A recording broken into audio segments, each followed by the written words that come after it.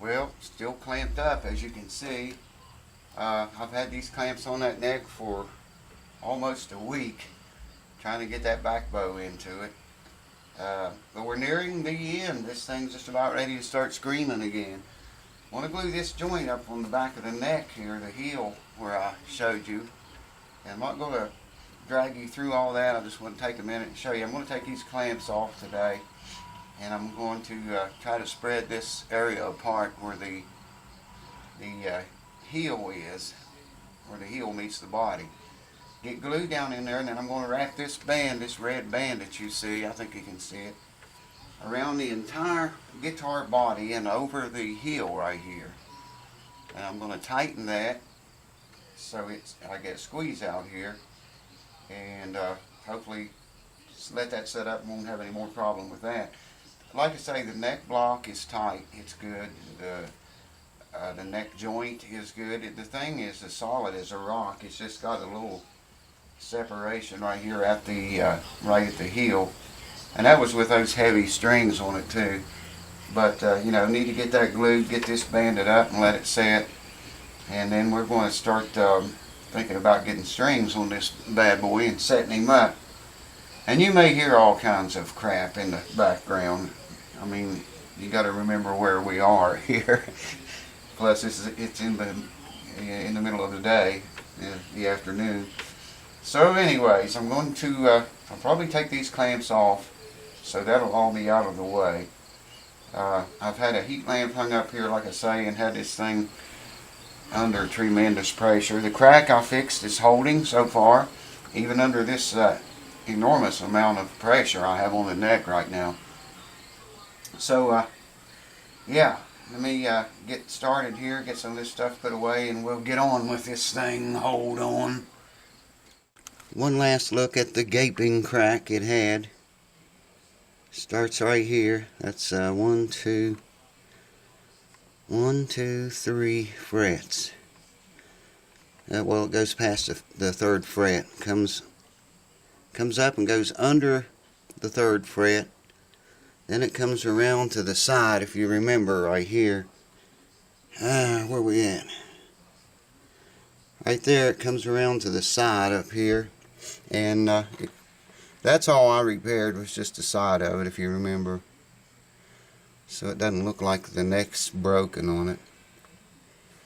I'm almost certain someone tried to force this neck backwards, just like I have been doing. Forced it, you know, too far, and it just, by bending it back, and the looks of the crack, the way it looks like it broke, snapped it. But anyways, no more crack on the side. Watchdog. Watching for the birdies. Watch your ears. You looking for birdies? Bird dog. All 8 pounds. Get him. Tell him hello, cue ball. Actually, tell him goodbye, because I got to get to work on this guitar. So here we have CA glue, or cyanoacrylate glue. I used a thin viscosity and got the belt clamp on, band clamp, whatever you want to call it.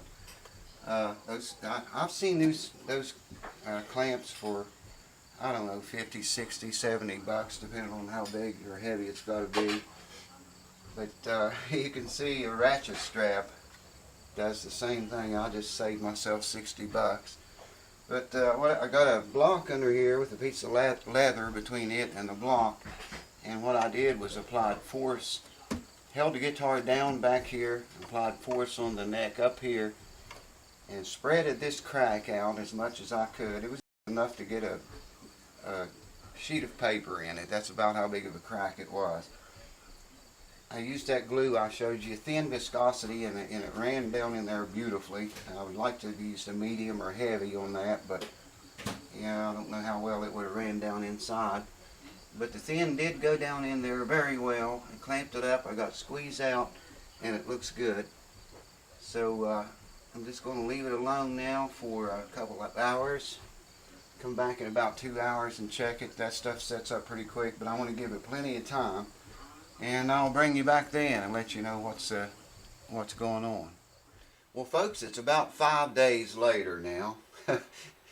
5 days has passed since everything you've just watched up till right now. And I realized I left a few steps out I wanted to bring you back real quick and tell you about. I put a couple of old strings on here just to, the nut's not glued in yet, just to see where we are, you know, if we're anywhere close with this action. And we are very close. Got some good news too. One of the steps I left out was I had to ream these, if you can see this, used this reamer and had to ream these holes out bigger because the pins wouldn't go down in the holes right. You know, we removed a whole lot of material here from the top of this bridge, so I had to re-angle the pin holes so the pins would go all the way in properly and tight. And I wanted, like I said, I want to put a couple strings on here just to get an idea of where we are, where we're going to be with this, with the action on this thing. Because, like I say, it's got steel reinforced neck. We can't adjust it. There's no adjustment, nothing we can do to it except beat it into submission, which I've been doing that for a month. So let me get the camera in hand here. We go all shaky cam your ass, and I'll explain some things to you. Hold on. I think maybe you can see here about where we are with the action right now, and it's a little bit high right there, and it's not tuned up to pitch, and it doesn't have all the strings on it, so it's going to be higher than this with all that stuff done.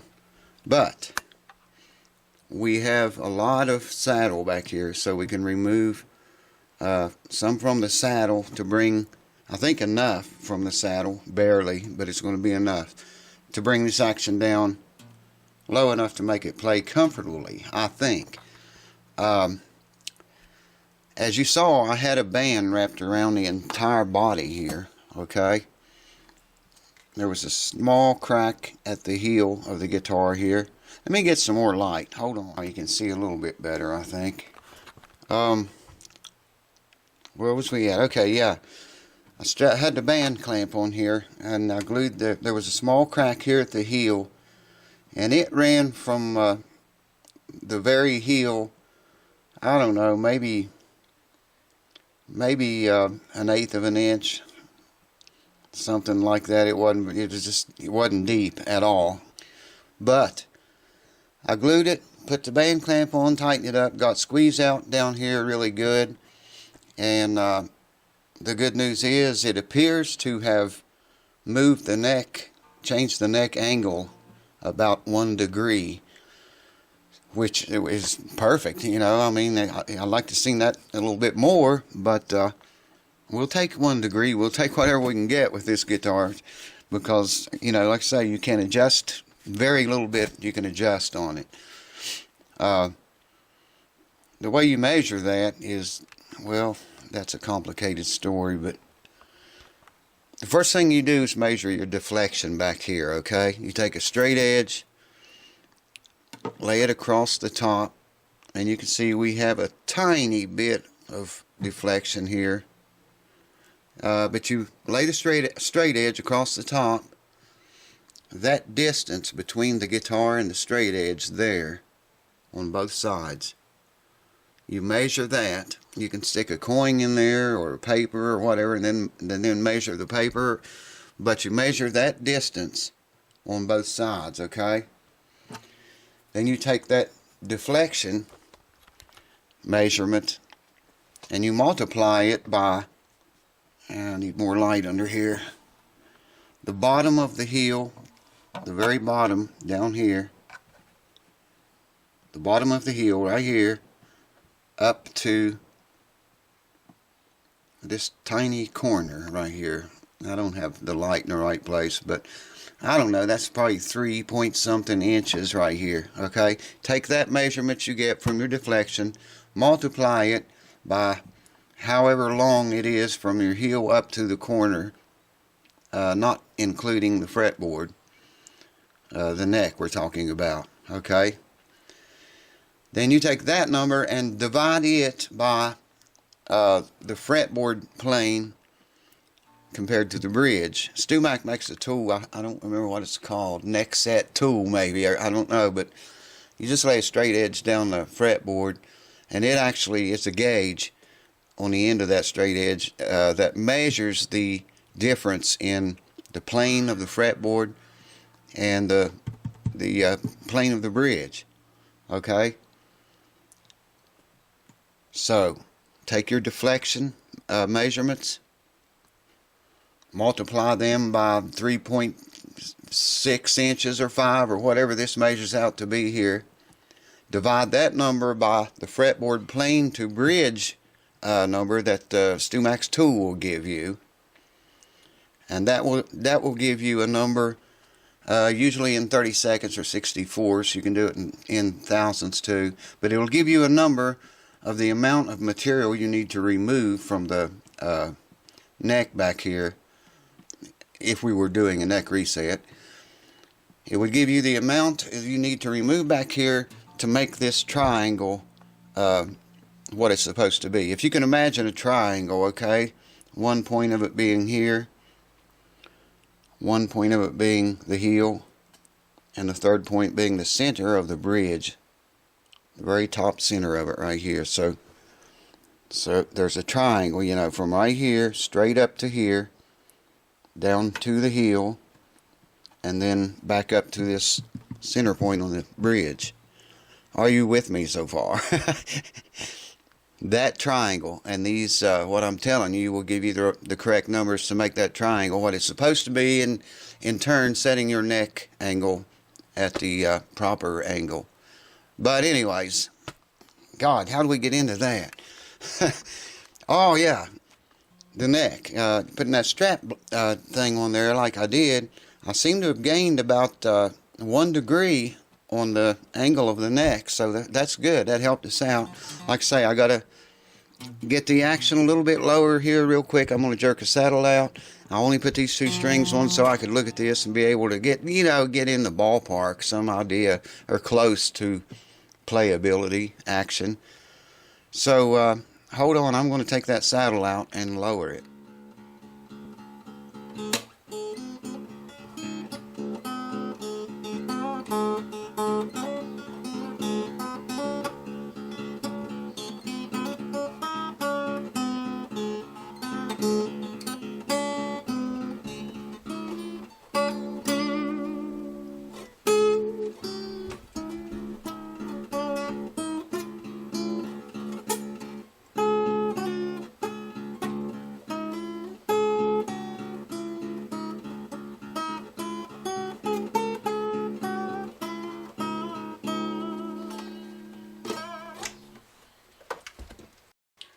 So I think that was pretty much everything that I told you about the gluing the heel crack back here. We gained about 1 degree more in our favor with the neck.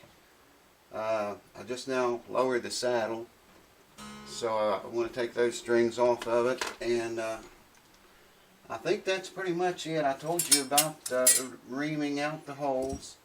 That's pretty much it. I think we're ready for strings. And it's going to get Elixors. These are light gauge, extra lights actually, from a .10 to a .010 to .047.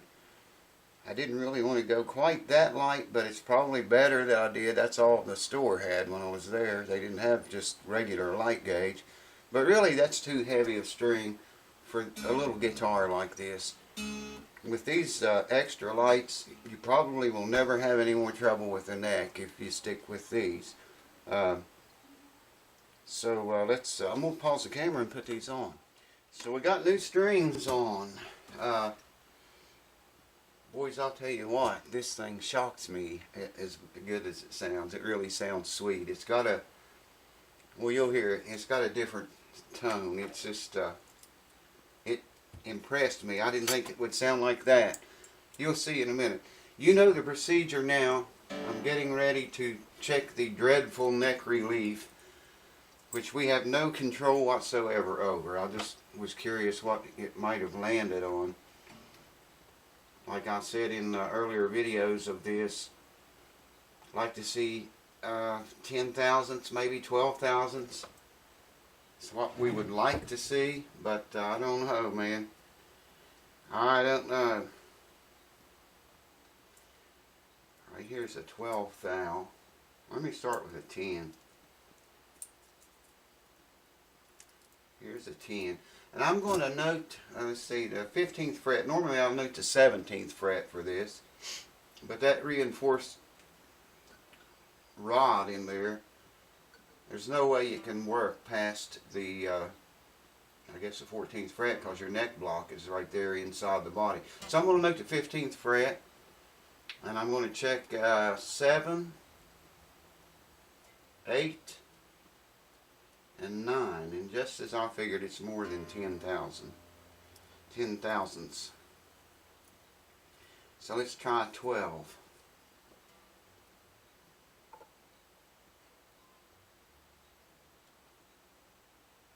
It's a little bit more than that. Let's see.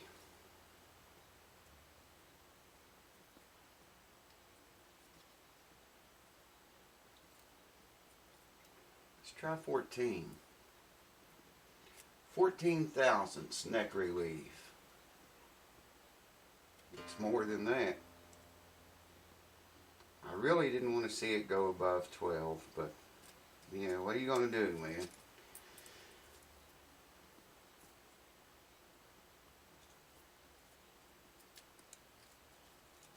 15 thou. See, we're anywhere close with that. I probably should zoom you guys in so you can see what's going on. Nope, not 15 thousandths. Okay, let's just try.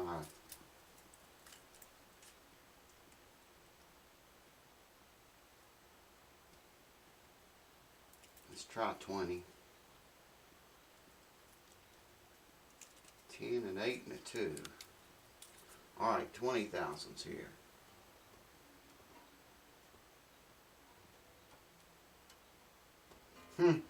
It's below that. It must be like 18. Here's 18. And bingo. 18 thousandths neck relief. That's not too bad, but really would have liked to have seen 10 or 12, no more than 12. It's 18 exactly. I'm going to keep it a few days and watch this and see if anything changes. I want to check the string action too.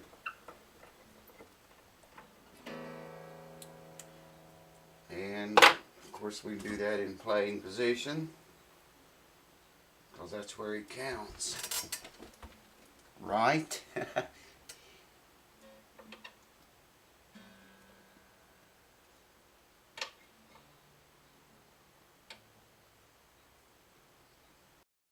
.864, so that's way higher than we like. That's on the bass string. 864 is on the high E string too. So that tells me that arch in this saddle is not the same. I used the original saddle too. I guess it was original, so when it came with it, I wanted to try to keep everything original as it was when it came to me. But the arch of that saddle does not match the arch of the fretboard. Obviously, it's different. So 864, so that's 1/8 inch. Well, that's not all that bad, but it looks like more than that looking at it.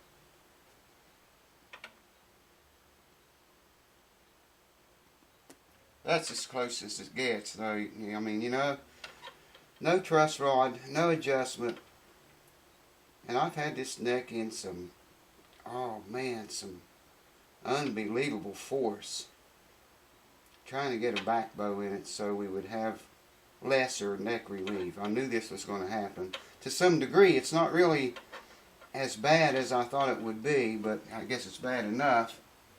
864, so that's a pretty high action. But it plays fairly easy. It plays really easy. I guess the time has come to hear her moan. Hold on.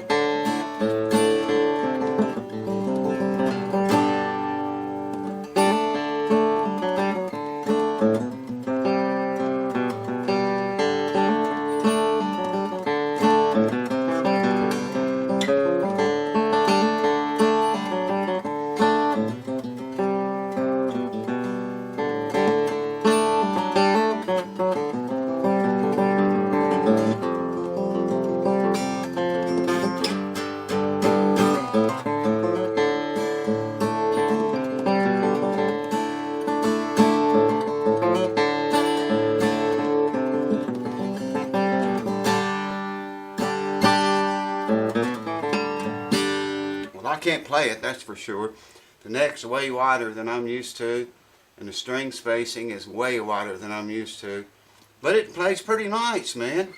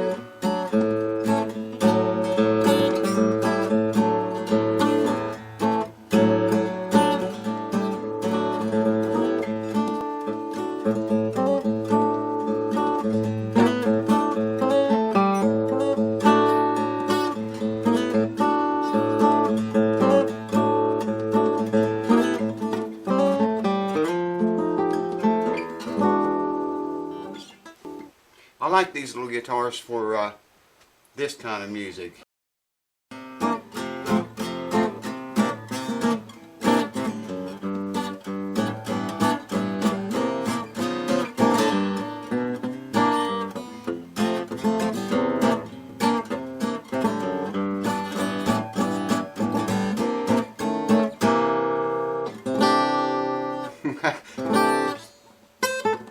I can't pick that fast.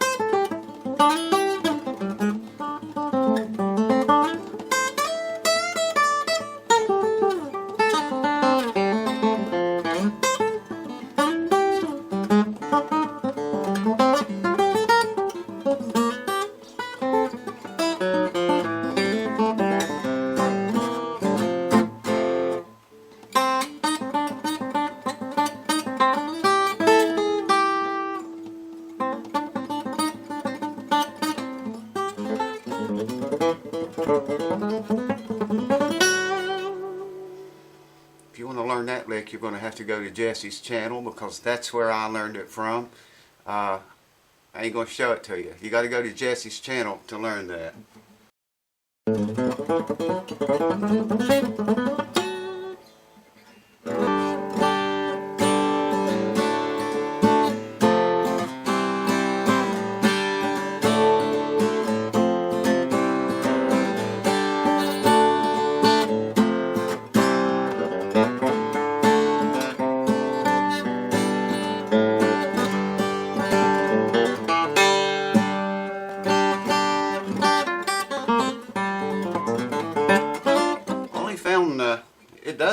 note out anywhere except here. Now that's where that hump is. You remember I showed it to you. It starts right at the body joint, the body fret, 14th fret, and goes uphill from there. And we're using that 14th fret now, and above it, and 15th. And, you know, unless you're going to be playing up in here, from the body back, it's fine, man.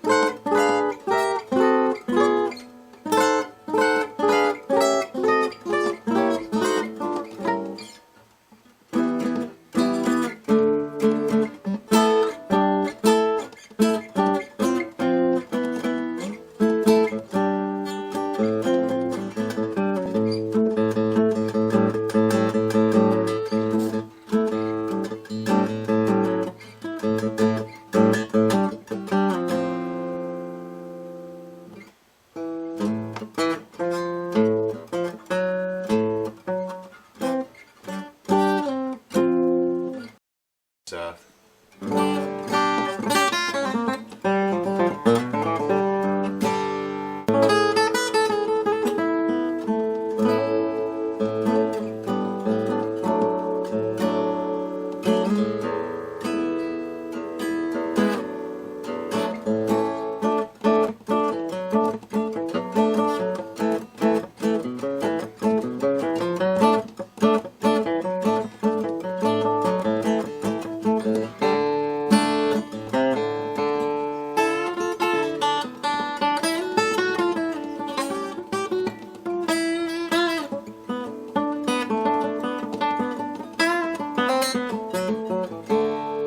Man, I forget that stuff. It's been so many years.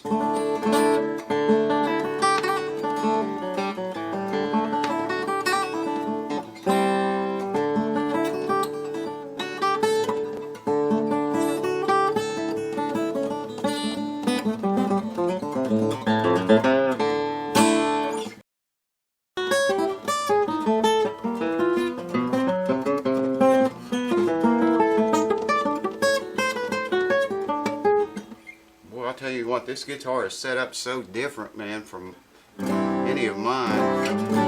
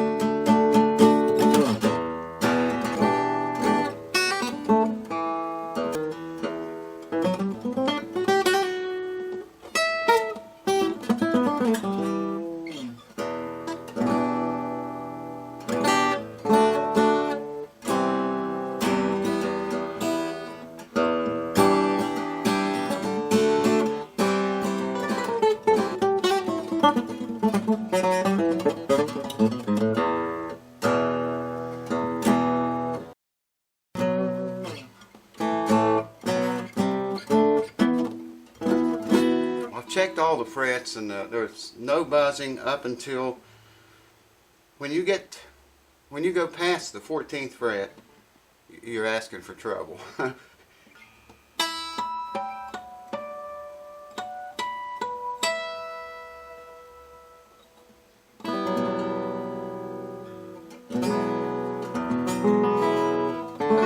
I've stretched it out of tune, I think.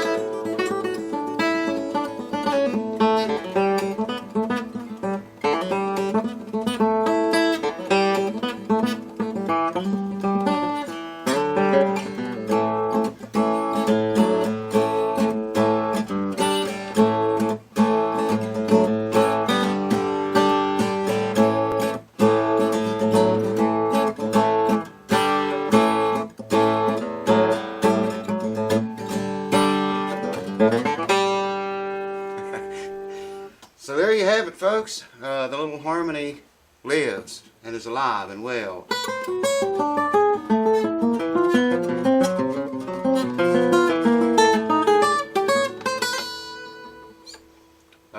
Jesse, I hope you like it, man. That's about as good as we can get it without doing a neck reset on it. I mean, that was all of the tricks and all of the magic and everything we had available to us to save this guitar without doing a neck reset on it. So we came close. We came very close. The action could be, I like to see the action lower than that. And you could get it lower than that if you wanted to mess with the saddle a little bit. The bridge is even big enough you could take off more material there, allowing you to take the saddle down lower. But, you know, I don't know if you'd want to do that, go that far with it or not. It really would be better to reset the neck on it, you know, than to do all that stuff, that much stuff to it, to take it to that level and go that far. I did buff it up, buff the entire guitar. I don't know if you can tell it in the camera or not. He cleaned up rather nicely. Cleaned up very nicely to be so old. It lubed up the tuning machines and everything is works fine on it now. Going to ship it back your way. Probably I'm going to keep it till, I like to keep it until after the weekend. No, I'd like to keep it till next week, really, and just watch the thing and make sure, you know, nothing drastically changes or changes at all. We'd like to see no change. Well, we'd like to see the action a little bit lower than that. But anyways, thank you guys, everyone and gals, for sticking with me through this series. I think this is part 8, maybe. Pretty sure it's part 8. I appreciate all you new subscribers, all you old ones, and the ones to come. So thanks for watching, guys and gals. I hope somebody learned something from this series too. Maybe picked up a few tips or things that they could help set their guitar up themselves or something. Anyways, thanks everyone. I'll catch you on something new down the road. Cheers to you.